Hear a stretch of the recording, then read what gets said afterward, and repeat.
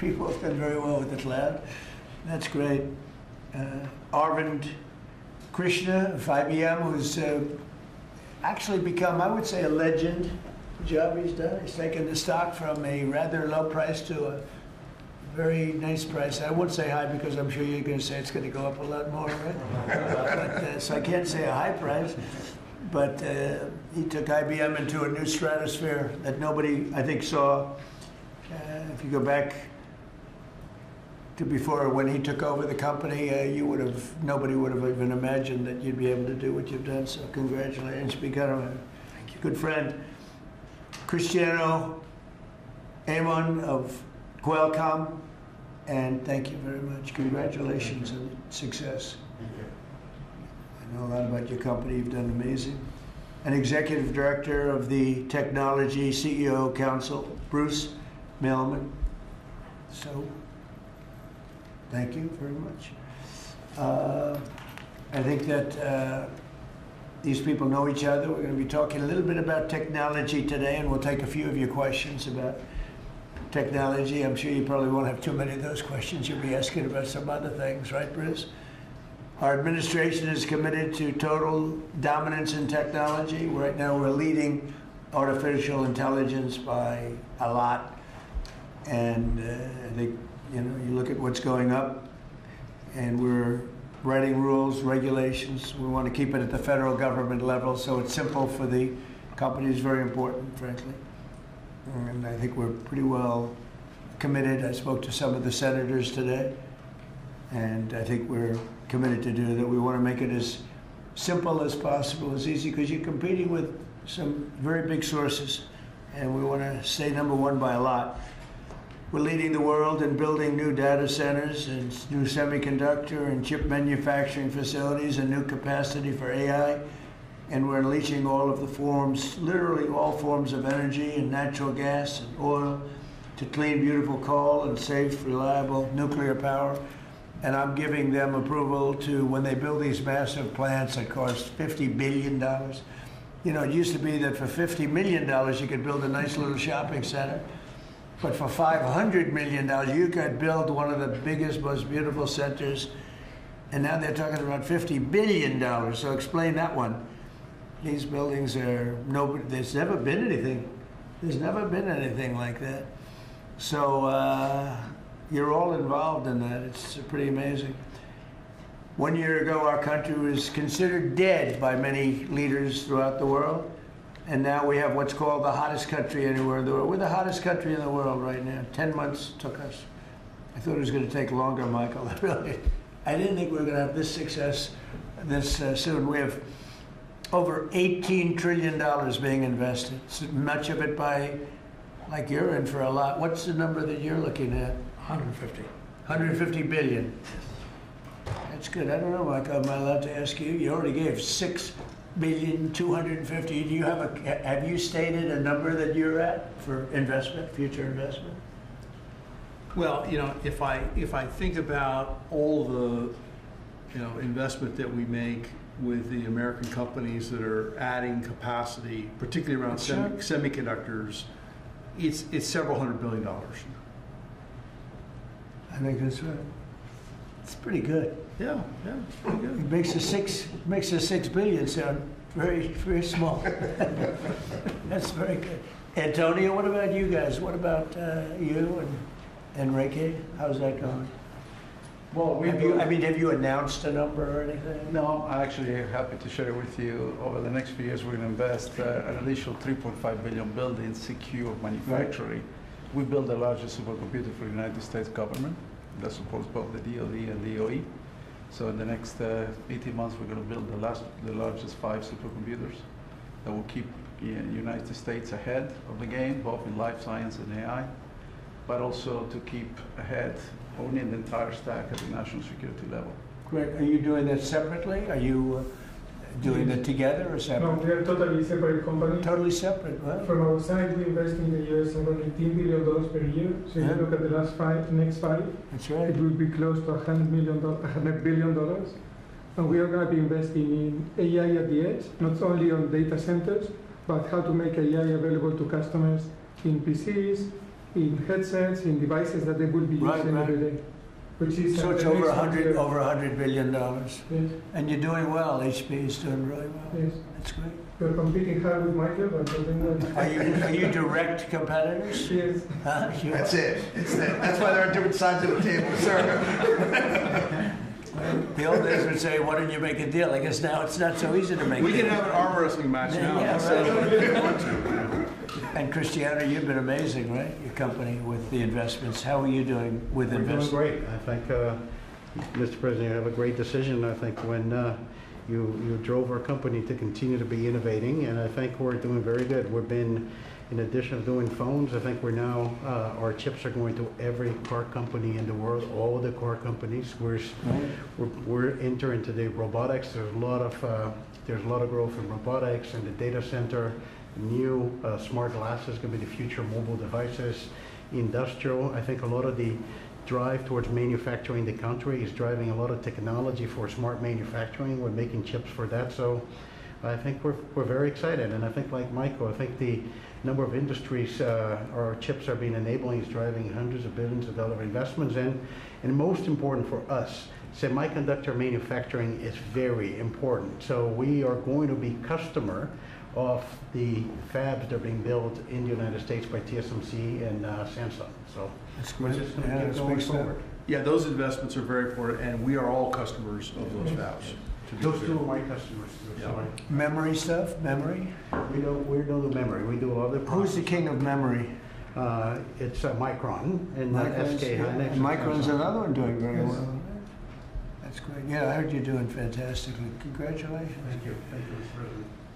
The stock market has set a 51, think of this, 51 all-time record highs during the last 10 months. 51. You guys are big beneficiaries. You're setting the records, right? It's amazing. 51 times we've hit a new high.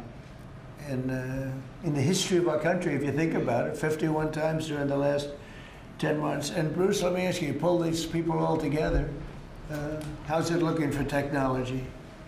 A lot of global competition, but you'd rather be playing our hand than any other hand in the world.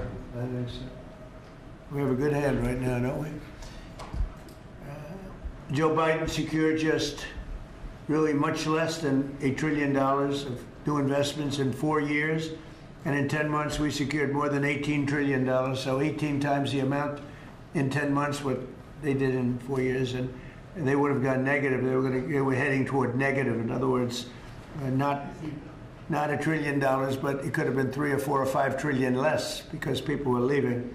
So it was a big turnaround in 10 months. The $18 trillion, it's a record. There's never been a country that's gotten anywhere near that. In the Middle East, when I left the Middle East, we brought back $3 trillion and lots of Boeing airplanes, like 300. And Boeing gave me the award for the greatest salesman in the history of Boeing, which was a nice little award. I have a little plaque. The greatest, I think I've sold 1,000 Boeing planes. Can you believe it? Now all they have to do is make them. Okay, they got to make them, but they will. But we have made historic trade deals with the United Kingdom, China, Indonesia, Vietnam, Japan, the EU, Malaysia, Cambodia, El Salvador, Argentina, Ecuador, Guatemala, Switzerland, Liechtenstein, Thailand, and South Korea, and many others. And a lot of it's based on the November 5th election result, which was a massive victory.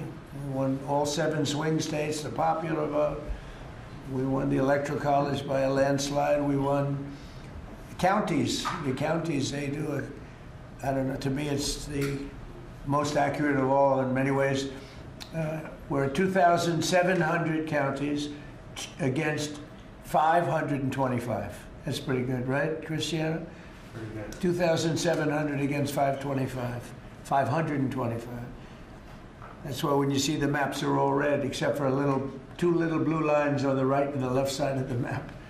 They're probably changing too. Americans are great builders, and in the Trump administration, America is once again a country where innovators get a green light. You have the greatest innovators in the world at this table, and representing a lot of their friends who are competitors and friends. But we're really on a big move to get rid of red tape so they can run their businesses and not have to wait 10 years for an approval.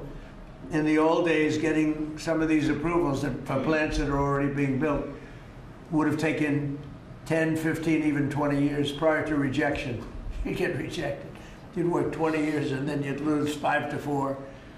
And we're getting plants approved in a matter of weeks. The biggest plants ever built in a matter of weeks. For every new regulation, we're slashing more than 10 old regulations. So we're not allowing regulations unless they slash 10 old regulations. We did that in the first term, and we cut more regulation than any administration ever. In our first term, we have the all-time record. I think we're exceeding it here. In fact, now it's 1 in 24 is the number we're at.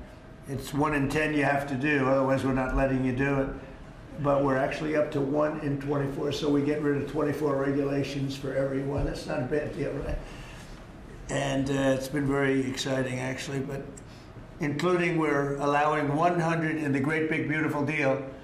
We're allowing 100% expensing for capital expenditures, including investments in factories and equipment and structure. So including even structure. So that if Michael goes out and builds a factory, you can take it against tax immediately, the whole thing. You don't have to wait 38 years, do it over a 38-year period.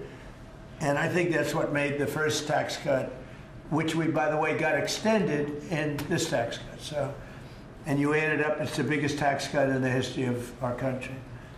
But I think that the expensing factor, and it's good for 10 years too, I think that's the, maybe was the reason that so much growth was, there were other reasons, but so much growth was gotten in the first term. So earlier this year, I said that the challenges of our time demand a new spirit of patriotism and national loyalty in Silicon Valley, smart people, and from the whole technology sector. And that patriotism is on huge display here in this room with some of the most brilliant people. And I'd now like to ask Secretary Howard Lutnick to say a few words, and OSTP Director Michael Kratsios also say a few words. And I look forward to hearing from Michael a little bit about this subject. Cristiano of Qualcomm, and Arvind, you'll say something, and I appreciate it. And anybody else wants to say a couple of words, feel free. Good job.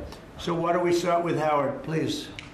So the key to America's success is the amazing innovators that we have. I mean, we have invented everything from the light bulb, transistor, GPUs. We are on the edge of everything.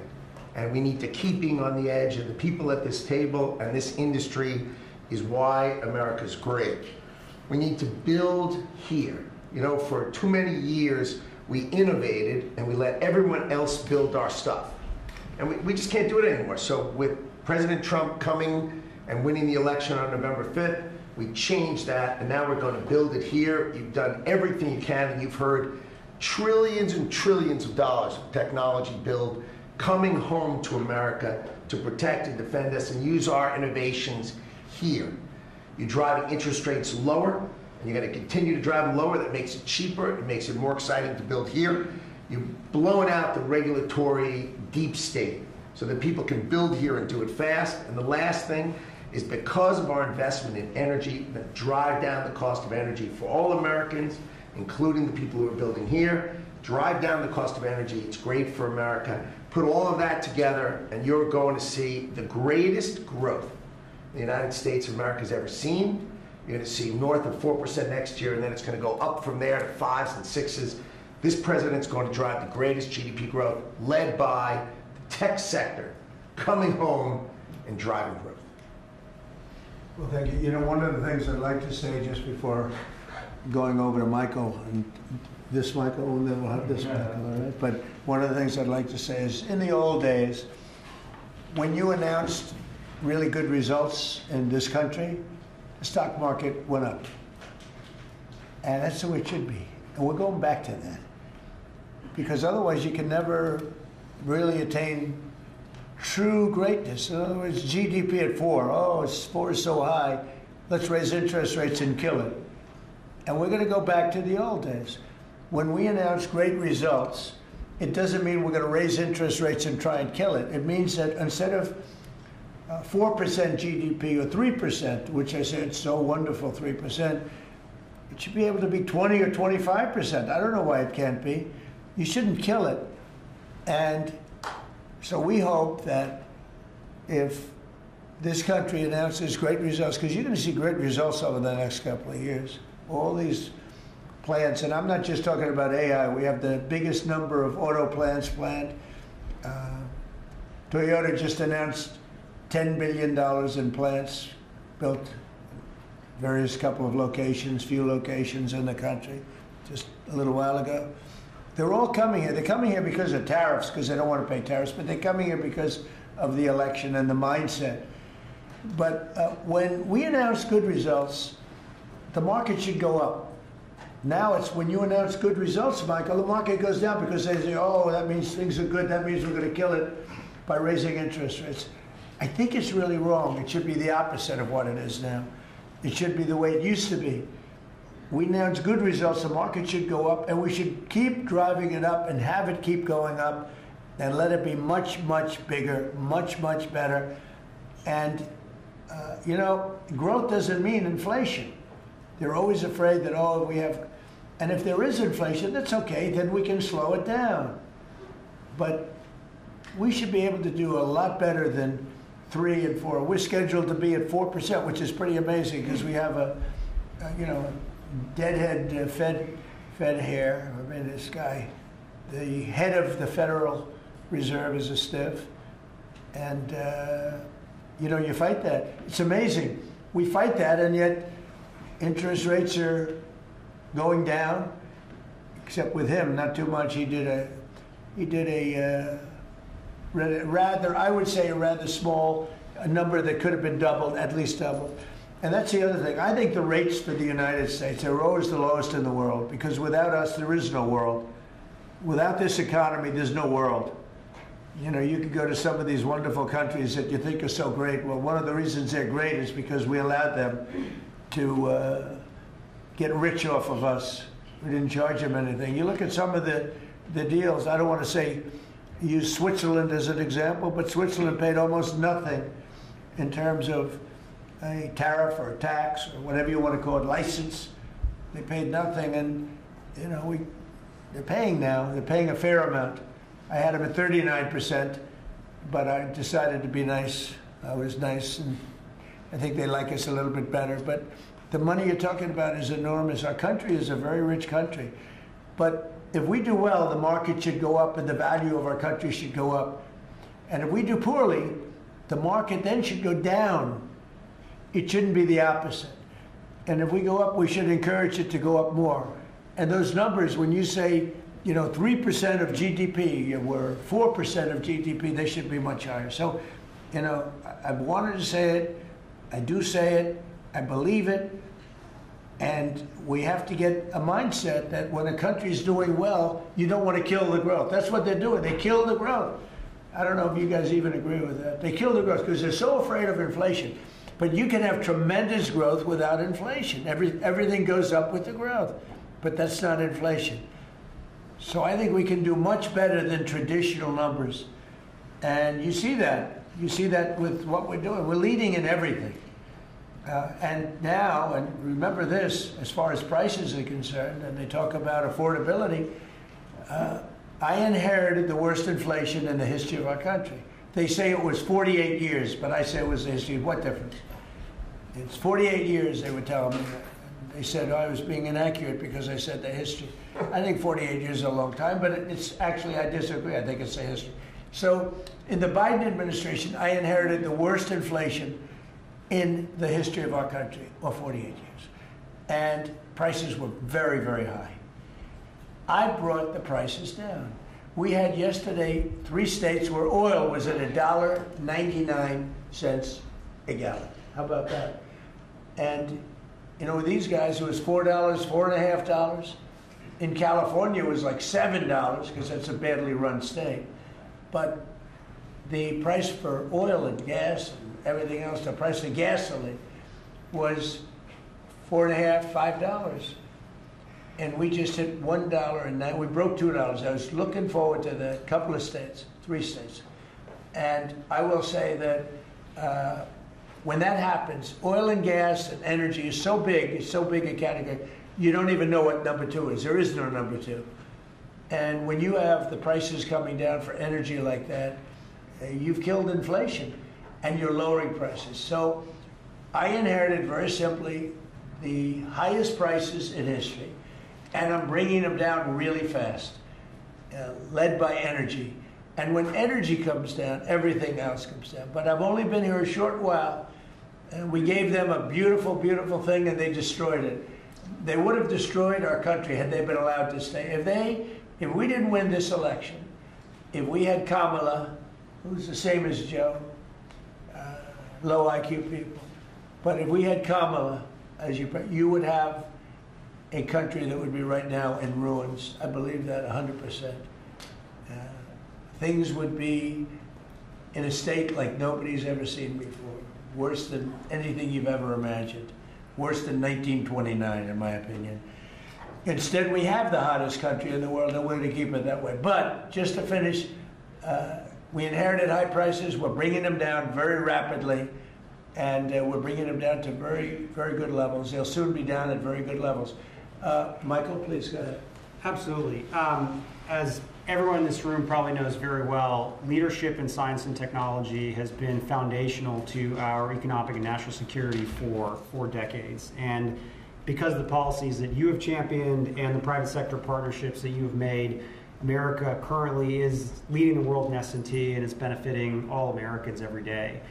The one thing that I want to remind this group of, and many of you know, the president has been arguing for American leadership in AI well before ChatGPT was even invented.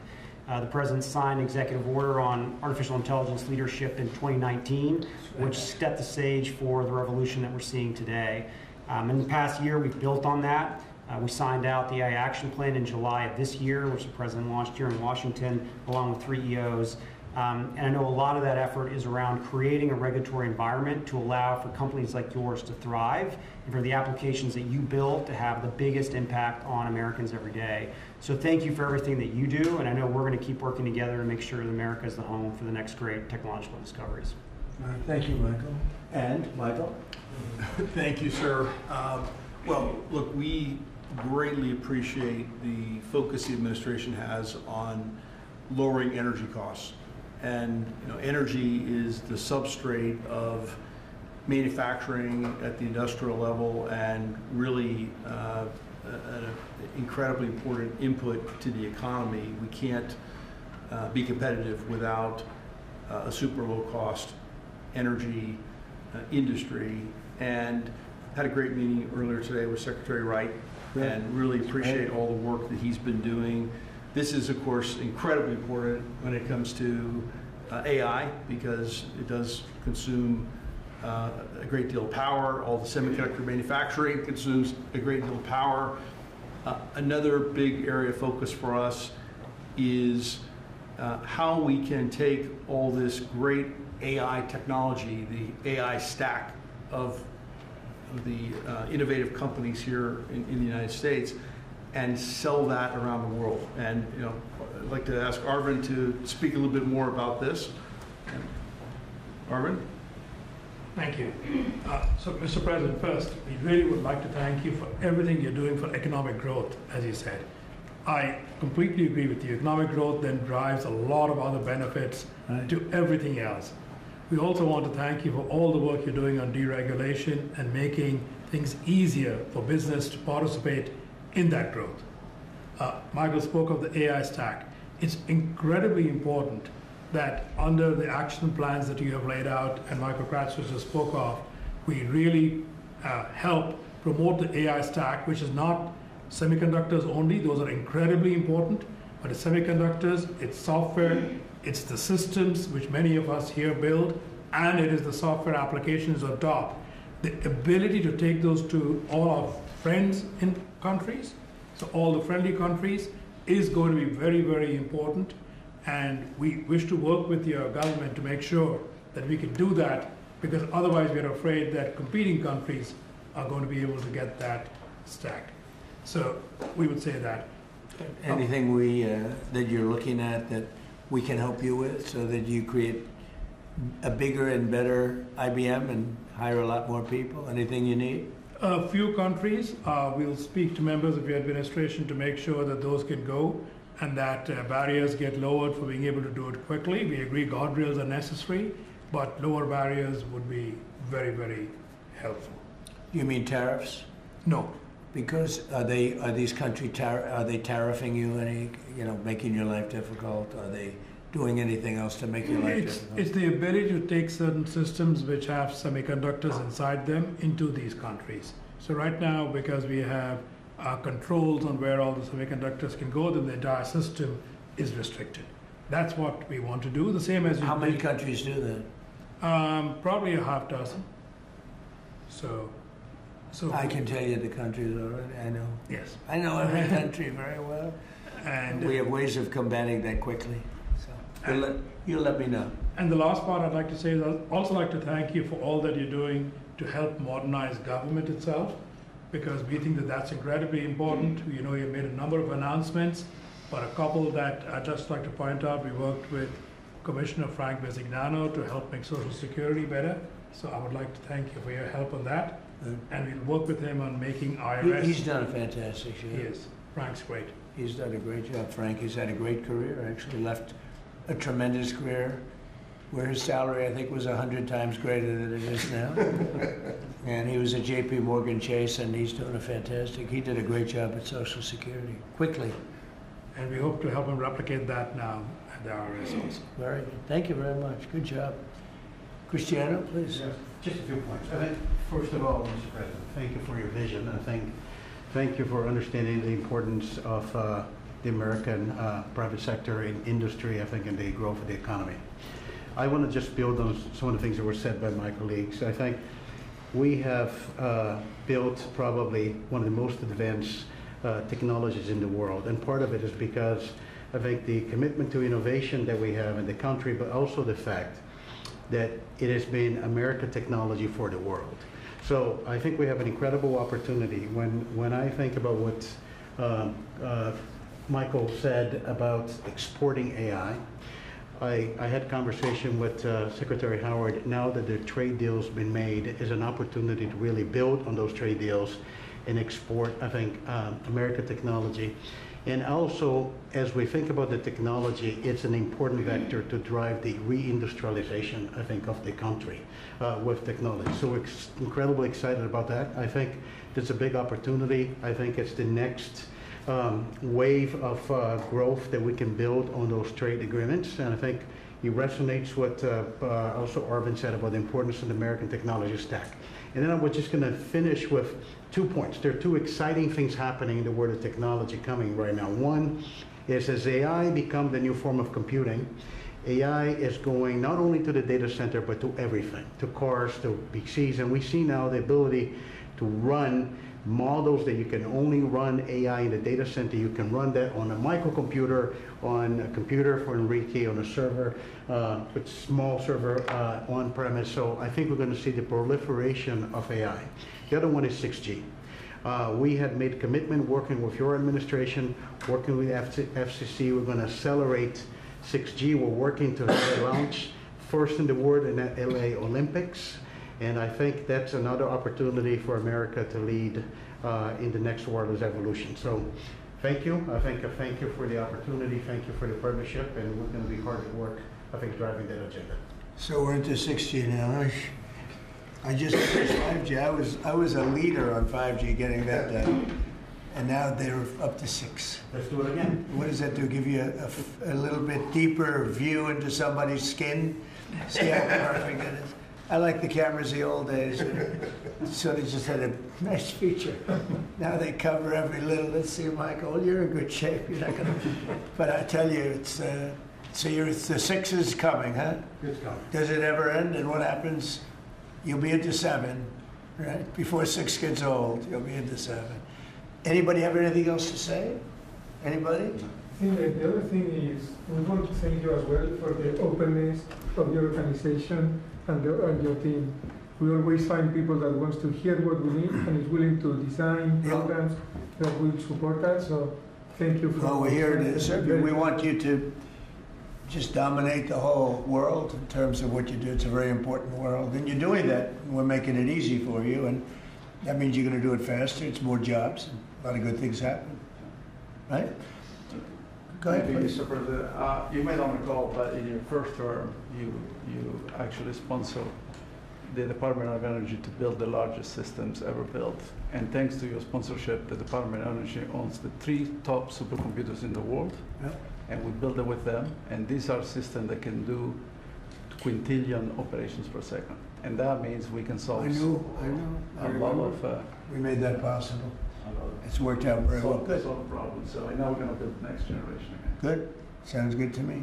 Any questions, please? Mr. President. Thank you. Can you explain a little more about this Venezuelan oil tanker and share a little more information? Well, I'll let the people do it, but you see the result, and I guess they probably have released the pictures by now or pretty soon. You'll discuss that with the appropriate people later on, but no, it was seized for a very good reason. Sir, there's a new proposal from DHS that would see tourists from a lot of countries have to hand over 5 years of social media history to get a tourist visa. Are you concerned at all that if that's implemented, there would be a decline in tourism next year? And what sort of material do you think is... We're doing so well. We just want people to come over here and safe. We want safety. We want security. We want to make sure we're not letting the wrong people come into our country. We're getting rid of a lot of bad ones from jails, from mental institutions, drug dealers.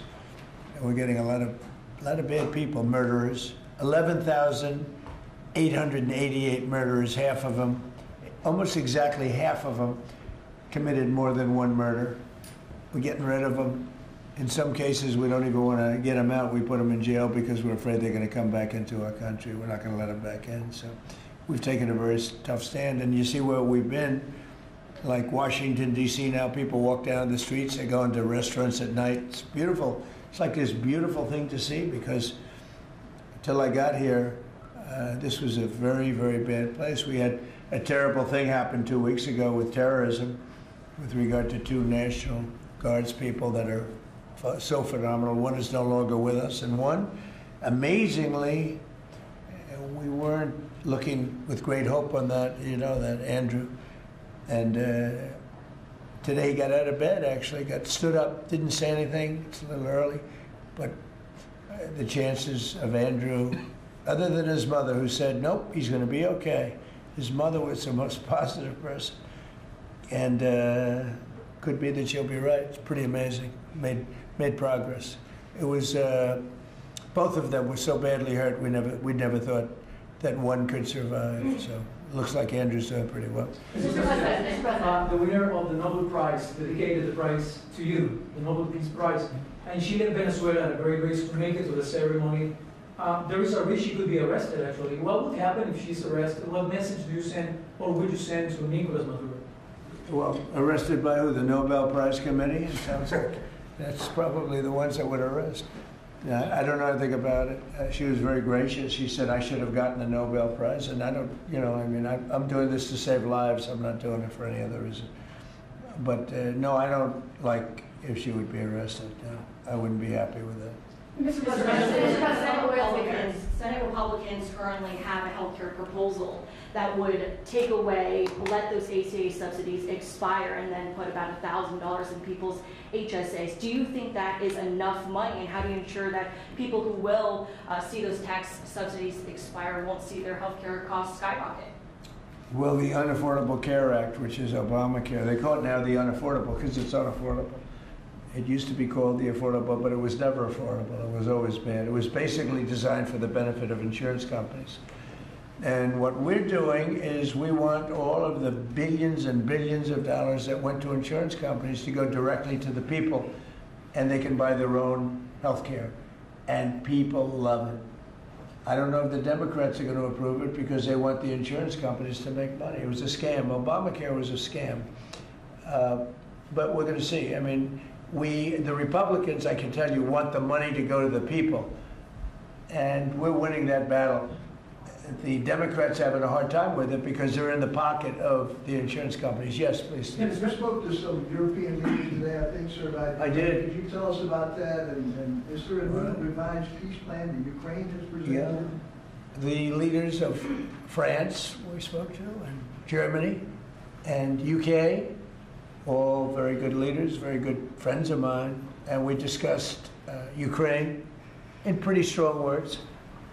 And we'll see what happens. I mean, we're waiting to hear answers before we progress. You know, we're not spending any money in Ukraine. We're selling basically missiles and everything else to NATO, and NATO's paying us, and then they distribute it to who they want. I guess they're mostly distributing to Ukraine, but we're not spending money. But you know, we're spending a lot of time and a lot of effort. Because last month, 27,000 soldiers were killed. Both, think of it, 27,000. That's if you take a football game and take half the stadium, that's 27,000. So 27,000 soldiers were killed. Russian and Ukrainian soldiers were killed. And I want to see that stop. We'll find out. Look, there are a lot of things happening right now. A lot of people say it's closer than it's ever been. It's a war that would have never started. If I were president, would have never started. It's a war that should never have started. But we'll have it figured out, I think, within a pretty short You period. say very strong terms, sir. Could you explain that? Well, I think we had some little disputes about people, and we're going to see how it turns out. And we said before we go to a meeting, we want to know some things. You know, they would like us to go to a meeting over the weekend in Europe, and we'll make a determination depending on what they come back with. We don't want to be wasting time. Sometimes you have to let people fight it out, and sometimes you don't. But the problem with letting people fight it out is you're losing thousands of people a week. It's ridiculous. The whole thing is ridiculous. Mr. President, two questions. One, the oil tanker. Who owns that oil tanker? You'll get that information later. Okay, and have you spoken to Maduro since your last conversation? No, I Or has it haven't. only been one conversation? No. And when you say that the European leaders want to have a meeting over the weekend, are you talking about with Zelensky or with them? With Zelensky and us. And you said in an interview yesterday that you think it's time for Zelensky to start accepting things. What things are you talking about? I think he has to be realistic, and I do wonder about, you know, how long is it going to be till they have an election? You know, it's democracy. It's a long time. They haven't had an election in a long time. It's losing a lot of people, and it's possible that the people, you know, if you look at the polls, I will say 82%. There was a poll that came out. 82% of the people are demanding a settlement be made. Ukrainian people. They want to see a settlement be made. I understand that. They're losing thousands and thousands of people a week. They want to see it ended. And I do say, you know, at what point, when do they have an election in Ukraine? That's not casting dispersions on anybody, but they do have a massive corruption situation going on there. And they do say, you know, when are they, people are asking this question, when do they have an election? Are they going to have an election? Or are they going to just keep it going like this? So I think it's time to get that war settled. And I think it's a war that can be settled. But it takes two to tango. Mr. President, it's not about the new owners of Warner Brothers Discovery to make changes at CNN, big changes, and have you spoken to Jared about it? What are you doing with him, or get you sort of wall him off a little bit? So what do you want to know? What changes do you want to see at CNN under new ownership? Well, I'm not involved in that. I will be probably involved, maybe involved in the decision. It depends. You have some good companies bidding on it. I think the people that have run CNN for the last long period of time are a disgrace. I think it's imperative that CNN be sold, because you certainly wouldn't want to put people, just leave those people with some money, good money, and CNN, so that, you know, they can spend even more money spreading poison, because it's lies. It's a disgrace. So I wouldn't want to see the same company end up with CNN, the same company with money, because right now they don't have too much money, but they have value, I guess, based on the bids. They've got value, But I think CNN should be sold, because I think the people that are running CNN right now are either corrupt or incompetent. And that'll be a factor in the decision making, because we've got some. Well, in my mind, but I can be talked out of that by some very talented people that we have, antitrust people. But I just think that the people that have run CNN into the ground, by the way, nobody watches, very few people watch. I don't think they should be entrusted with running CNN any longer. So I think any deal should be guaranteed and certain that CNN is part of it, or sold separately. But I don't think the people that are running that company right now and running CNN, which is a very dishonest group of people, I don't think that should be allowed to continue. I think CNN should be sold along with everything else. Sir, Leslie, you spoke about affordability earlier in your remarks and yesterday in Pennsylvania. How much more can we expect to see you on the road kind of delivering that message? And are you worried at all about the Democrats winning a couple more things in Miami and Georgia? I don't worry about it. It's like statistically, it's amazing. When you win the presidency, even if you win by a landslide like we did, and even if you do a good job, and some people say we've done the best opening 10 months in history, in the history of the presidency. I think we have. Who's done better? We ended 8 wars. We have the strongest economy. We have $18 trillion coming in, which is more than any country had, times I think 5 or 6. 18 trillion is a lot even in your standard, right? Yes, sir. Even for that guy, 18 trillion is big numbers. But we have $18 trillion coming in. Pretty amazing, right? I think Qualcomm would be very impressed if they had even a little piece of that. So we've done a great job. But for whatever reason, and nobody's been able to give me an answer, when you win the presidency, you seem to lose the midterms. Even if you win the presidency by a lot and you do a great job as president. Some presidents have done good, and they've lost. I think it's like 2 times in the last many, many years it's been won. I don't know why. It doesn't make sense. Usually I can figure things out, but I don't know why, but that seems to be. But other than that, we should win because we're doing great. The economy is roaring. I think the economy is only going to go better with all this money pouring in. We have factories being built. And forget about AI. We have AI more than anybody. We're leading AI by a lot. But we have many car companies coming in from Canada, from Mexico. They're closing up. They're coming in from Mexico. They're coming in from Canada, from Japan, from Europe, all over Europe, Germany, all over Europe. We're doing great. But for whatever reason, it doesn't matter how well they're doing, good and bad. The bad you understand, but even when a president's doing well, they seem to not do well in the midterms. So we're going to try and change it. There should be no reason for it. If anybody at the table can figure out, Bruce, a nice psychological reason, but so I want to win, and winning the midterms is important. People want us to win the midterms, and I think we have great spirit. We should win the midterms, yeah. Under the Biden's administration, and during COVID specifically, Biden removed the safety standards on abortion drugs. Now I'm hearing from a lot of pro-lifers that they're very anxious because yesterday Bloomberg reported that your FDA is slow-walking a review of the abortion drugs that Secretary Kennedy promised. Yeah, How soon do you want to see that? I'll find out. I'll ask them. Do you want to see it? I don't think they're slow-walking anything, but I'll find out. Yeah. Mr. President, any update on the clashes between Thailand and Cambodia, sir? Yeah, I think I'll have to make a phone call. I was going to say that the Thailand and Cambodia, one of the 8 that I settled, they've been fighting for a long time. They've been fighting for a very long time, many, many, many decades. But I got along great with both. I found they were 2 great leaders, 2 great people, and I settled it once. I think I can do it pretty quickly. I think we're scheduling a phone call tomorrow. Mr. President. With Thailand. On the Fed chair. With Thailand, if just to answer Steve, with Thailand and Cambodia, I think I can get them to stop fighting. Who else can do that? Think of it. Settled 8 wars. Every once in a while, one will flame up again, and I have to put out that little flame. I have to put it out, but we're going to put it out again. So I think I'm scheduled to speak to them tomorrow and see if I can.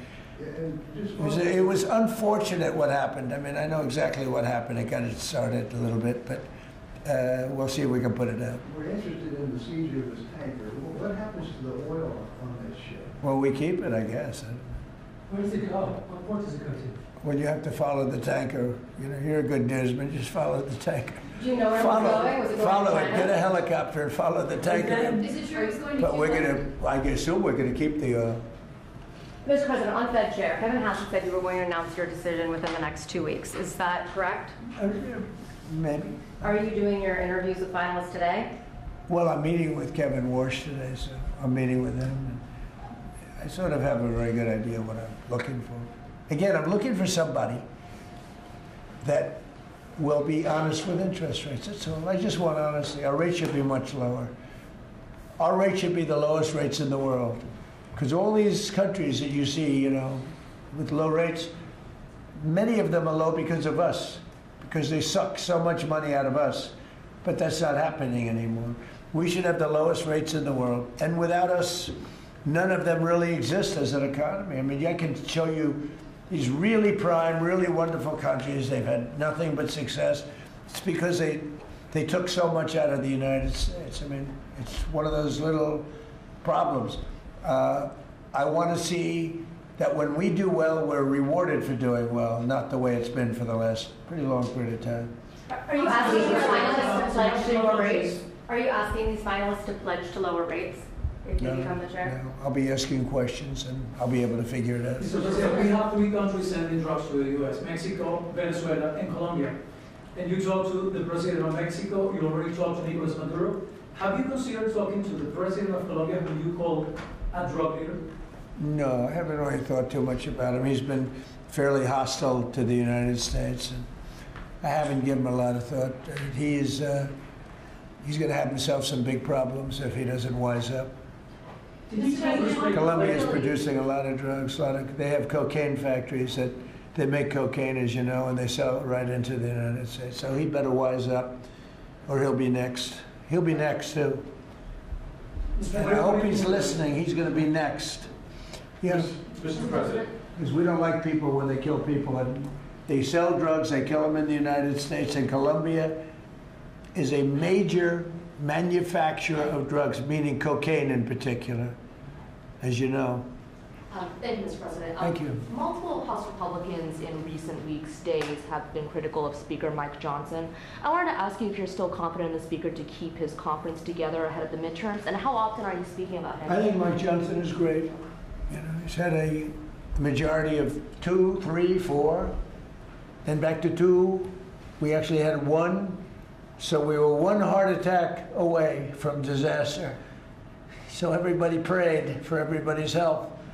I think Mike Johnson's been a fantastic speaker. I mean, a very hard job because, you know, when you have a small majority, and we got the biggest bill in the history of our country approved, the Great Big Beautiful Bill. I call it the Great Big Beautiful Bill. There are different names for it, but to me it's a Great Big Beautiful Bill because it gives the biggest tax cuts in history, the biggest regulation cuts in history. No tax on tips, no tax on Social Security, no tax on overtime. I think Mike Johnson's been a great speaker. I think few people could have done that job.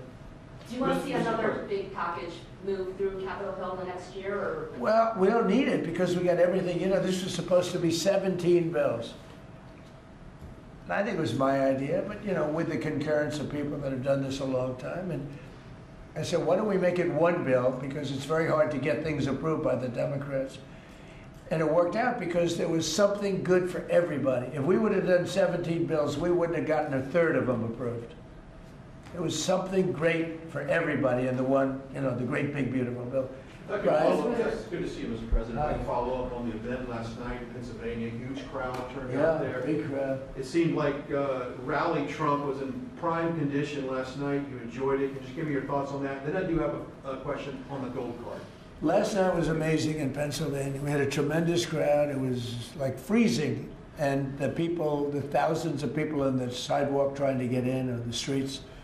It was an amazing evening, actually, and I think people really enjoyed it. I enjoyed it. You could tell that. I can tell that you enjoyed it. I enjoyed it. I really did. Well, you know, it's easy to enjoy when you do a good job, and, you know, when you can talk about things in a very positive way. It's hard not to say it. We have potentially the greatest economic boom in the history of the world. It's being built right now. And when it opens, there will be nothing ever in history like what's happening in our country. And, you know, Washington, D.C. is safe, and Memphis is now. Look at Memphis. Crime is down 60% in Memphis. We just got there 3 weeks ago. And we're going to have New Orleans. New Orleans we just sent a group of people there, and crime is down 28% in about 3 days. No, we do a good job, you know. And these are central casting people. These people they're very tough people if they have to be. They're very good. They're great patriots, but they are the toughest, and they don't take any nonsense. And every place we go, we knock down crime. Too bad that we're not invited more into Chicago, because we could save Chicago very quickly. But even that, we're doing it on a minimal basis until, you know, at some point we'll just go in and do what we have to do if the governor doesn't wise up. They got a bad governor, they have a bad mayor. I would say they're both incompetent, but it's hard to believe that people don't want to stop crime. We could stop the crime in Chicago in about 2 weeks. Go ahead. My question is on the gold card. And I apologize if I missed the answer to this. Is there a limit to how many gold cards these companies can buy? Howard? So the program is part of the already approved visas. So we're just going to have great people come into this country. You know, the average green card holder earned less than the average American. So they were more likely to be on the dole and be on our assistance programs than average Americans. And the idea is from President Trump, he wants to raise it, bring in the best people into America. So same visas, but now just full of the best people. Basically, it's a green card, but much better, much more powerful, a much stronger path. And a path is a big deal. Have to be great people, but much stronger path. And it also, in addition to that, helps companies, because not only for companies, but if IBM gets somebody #1 in his class at the Wharton School of Finance, and you're dying to get the person, but you can't guarantee the person stays in the country, because oftentimes they'll say, I'm sorry, sir, you got to get out of here, you have 24 hours, right? And you say, where's my employee? Now IBM can buy a card, and that employee can be there for essentially a very long period of time. Mr. President, It's so needed for the companies. You know, it's needed for others, but really it's basically a much better form of a green card. And you can't get green cards. They are impossible to get. This is much better than a green card. Yeah. Yes, so did you tell Bruce Blakeman not to run for governor, or that she should think about not running for governor? I haven't spoken to, first of all, he's a friend, she's a friend. These are two great people running. In a way, I hate to see them running against each other. I hope they're not going to be damaging each other. But Alicia's fantastic, and Bruce is, they're two fantastic people. And I always hate it when two very good friends of mine are running. And I hope there's not a lot of damage done. Sometimes it works the other way. The victor ends up being much stronger because of it. A lot of times that happens in politics. You think you step in a couple months after you see who performs? Well, I think in New York we have a convention toward the end of February, and I think you'll know pretty much at the end of February what's going to happen. And I'll probably have to, you know, do what I want to do. But I hope he's running now, as you know, and she's running. We have two very talented people. Either one should win against the Democrats. Mr. President, Legacy's story lately focuses on one of your cabinet members predicting that you're going to fire this one or you're going to get rid of that one. Of all your cabinet members, who would you perceive as the most under attack? Well, I think my cabinet is fantastic. I read these same stories that I'm unhappy with this one or that one, and I'm not. I think the cabinet's done a great job. I read a story that I was unhappy with Pete because he was attacking drug dealers. I said, that's not exactly right. I would say very much the opposite. Pete Hegseth has been phenomenal. I read a story recently, I'm unhappy with Christie. I'm so happy with it. I mean, we have a closed border. We have a border that's the best border in the history of our country. Why would I be unhappy? She's fantastic, actually. No, we have a fantastic cabinet. Really fantastic cabinet. I mean, Lutnick I'll have to think about. No, Can't have everything. Can't have everything. He's doing great. Well, Howard's done really well, and Scott's done really well. We have just a fantastic cabinet. I'll tell you who's doing a great job is Linda McMahon. We're bringing education back to the states where it belongs. Education is going, we can't do any worse than we're doing right now. Let the states run it. You know, if you go back to some of our states that are run so well, so good, I would say 40 of them. And then you'll have trouble with 5, and you'll have bigger trouble with another 5. But you have 35 or 40 states that will run education as good as Norway or Denmark, Sweden. We have some, you know, the heads of the list are Denmark, Norway, Sweden, a few others. I think if you go to Iowa and you go to Indiana and you go to, I can name a lot of states, I think it would be almost the equivalent to, maybe better. But you can't run a school system in Iowa from Washington, D.C. Yeah. Sir, the Gaza plan, when do you expect to announce members of the Board of Peace, the leadership of that? Well, we'll do it early next year. And the Board of Peace are going to, it'll be one of the most legendary boards ever. Everybody wants to be on it. It's mostly going to be, I guess, you know, we weren't thinking about it that way, but they want to all do it. Basically, it'll be the heads of the most important countries.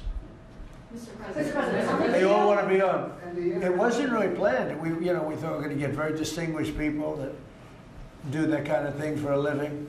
But really, it looks like it's turning out to be, they want to be on. The heads, the kings and the presidents, prime ministers, they all want to be on the Board of Peace. Mr. President, on the video up to last night's rally, can you clarify, you have called the affordability crisis as a Democratic hoax, but you also want to make America affordable again? No, the word that they use is a hoax, and because they're the ones that caused the problem. I'm talking about when you're trying to say it a different way. Now, it's pretty simple, though, if you listen. It's a hoax where they created the problem.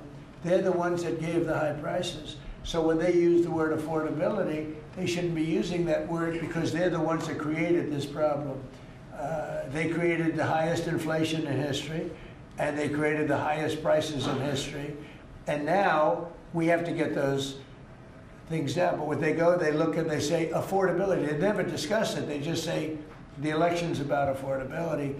Well, it may very well be. I think it's also about still the border. You have to remember the job. You know, the sad thing is for 7 months, we've had no people come through our border. Nobody can even believe it. 0 people. And the people that do that are largely Democrats, which the people that do the stats. We've had no people come in other than coming in legally.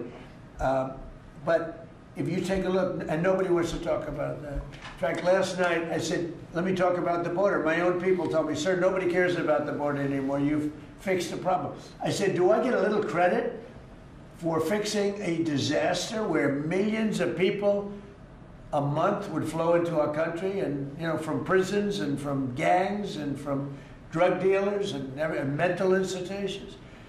They say, sir, you fixed the border. Nobody cares. I say, but I care. It's sad when you fix something and then you can't even use it. You can't talk about it. My own people don't want to talk about it anymore. But very simply, the Democrats created the worst crisis of inflation that this country has ever had. And with that came the highest prices that we've ever had. And I'm fixing it. Mr. President, has Secretary Hegseth told you why he hasn't released the video of the second strike? No, he hasn't told me. I thought that issue was dead. You're surprised you bring it up. You must be CNN. Lawmakers are still talking about it on the Hill. Are you CNN? I am with CNN. Oh, gee, I'm shocked to find out. But lawmakers are still talking about it on the Hill. Well, I'll tell you, I don't know about lawmakers. Which lawmakers you're talking about? Most of the Democrats have been talking about trying to release it. I mean the people that you work for, the Democrats? You know you work for the Democrats, don't you? You're basically an arm of the Democrat Party. Thank you very much, everybody. I appreciate it. Thank you. Thank you very much. Thank you guys. Good job. You want to talk? Thank you guys. Turn off the cameras. Thank you guys. We'll go out that way. Photographers, please keep going. Call me.